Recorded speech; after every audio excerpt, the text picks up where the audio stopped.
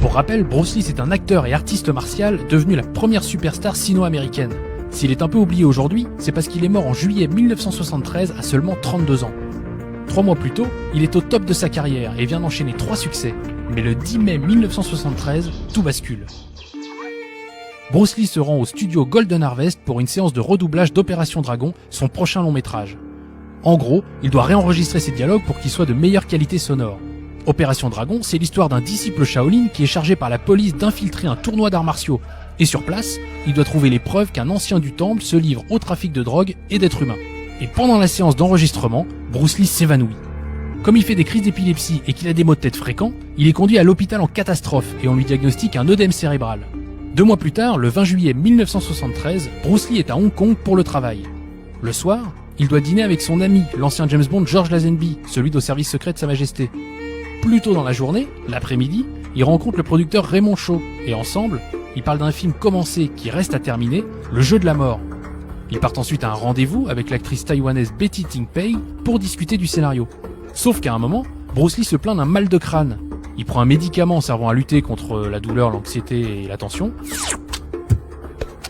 Il s'allonge pour se reposer. Et quelques heures plus tard, voyant qu'il ne descend pas au restaurant pour son dîner, son producteur monte le chercher. Et il le trouve allongé et il ne se réveille pas. Il est conduit à l'hôpital où on le déclare officiellement mort. Il ne dînera jamais avec son ami George Lazenby. Les médecins constatent que son cerveau a grossi de près de 13% et concluent qu'il est décédé d'un nouvel œdème cérébral. Des années plus tard, le producteur Raymond Shaw accusera le médicament pris par Lee peu de temps avant sa mort d'en être la cause. Aujourd'hui, une étude apporte de nouveaux éléments au diagnostic. Elle nous vient du Clinical Kidney Journal et nous dit que le métabolisme de Bruce Lee retenait plus de liquide que de sodium, c'est-à-dire de sel. Et une surconsommation d'eau peut conduire à un trouble appelé hyponatrémie. L'étude en question dit aussi que l'acteur consommait de la marijuana, ce qui lui donnait super soif, et comme il prenait des antidouleurs, buvait de l'alcool et qu'il avait déjà eu un problème rénal, son corps n'arrivait pas à garder l'équilibre entre l'eau et le sodium dans le sang. En résumé, il buvait trop d'eau, avait déjà un problème au rein et son sang était perturbé. Et devinez ce qui arrive si on n'arrive pas à garder l'équilibre de l'eau et du sodium dans son sang, on peut faire une hyponatrémie et un œdème cérébral en quelques heures à peine. Ces nouvelles causes valident donc le diagnostic de l'époque.